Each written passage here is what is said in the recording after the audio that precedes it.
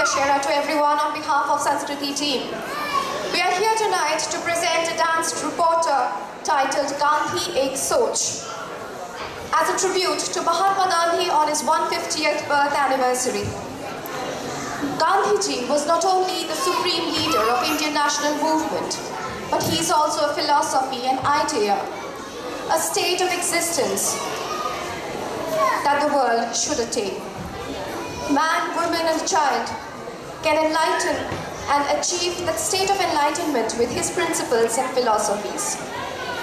Tonight, on the occasion of Durgapuja, let us take an oath to arise ourselves to Gandhiji's philosophy, presenting Gandhi Ek Soch by Sanskriti.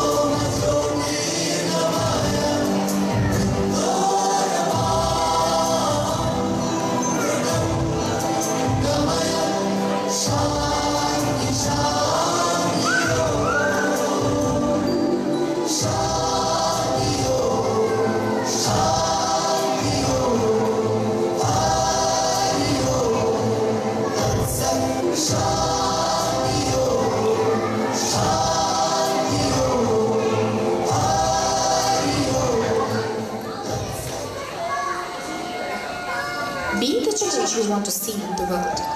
The leader of 1/5 of the world's population is more than a man. He is a philosophy, an idea that is even more relevant now than ever. The man who taught the world that transforming the heart of the opponent has a longer effect than beheading him.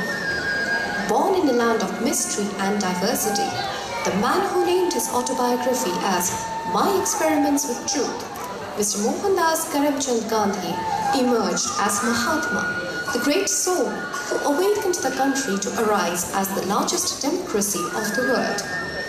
Born on 2nd October 1869 in a middle-class family of Porbandar, Gujarat, at 17 he went to London to attend the law school.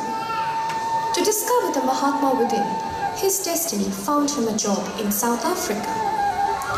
There he came face to face with race and color discrimination when he was thrown out from a first-class train compartment at night because he was brown. That long, lonely, shivering winter night, he felt the spark within and considered that night as the most creative night ever. The very next day, he organized a meeting with Indian immigrants in South Africa, and that day, the 24 years old Mohandas started his never-ending journey to emerge as Mahatma, the greatest soul.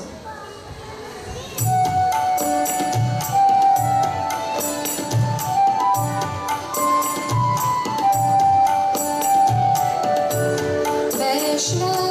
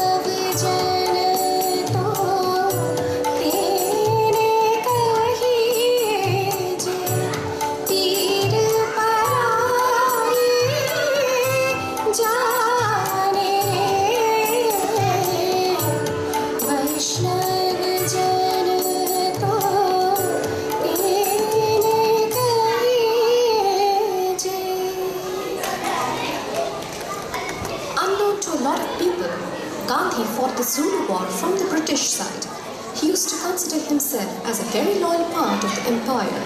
But during the war, he realized the destructive effect of violence and the domination of British. As a man of virtue, he found himself guilty. At the age of 37, he took Brahmacharya, the absolute celibacy. He stood up for the method of non-violent resistance. Gandhi coined the term Satyagraha, the combination of two Sanskrit words, truth and insistence.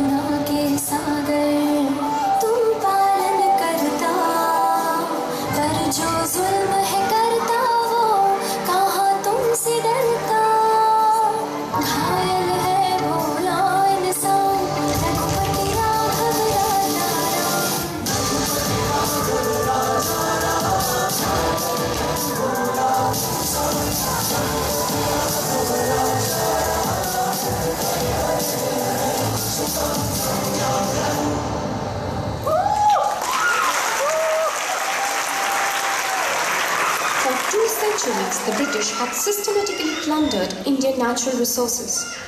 Deprived with raw material, native industries died down. India was the largest, most populous and most profitable colony of British Empire.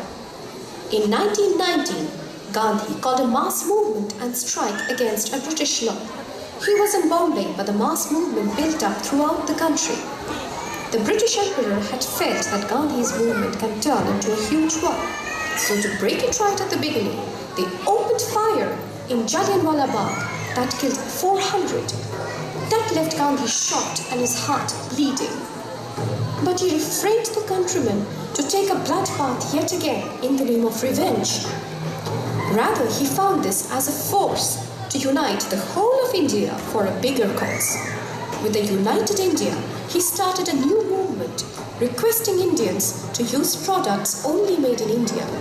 And to start with, he began spinning his own clothes.